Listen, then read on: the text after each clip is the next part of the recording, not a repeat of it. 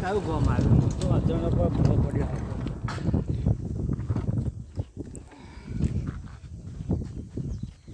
ભાઈ આ કયું ગોમ તું બે શું આવ્યો આ બીજે આખું તું આવ્યું છે જવા દેતા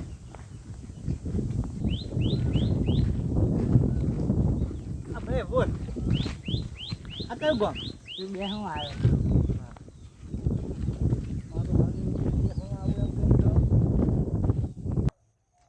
મારું હારું ખેતરમાં પાણી વારવાનું છે અને પાવડો છે અને ઘેર પાવડો લેવા જવું પડશે હેડ ઘેર જવા દેવ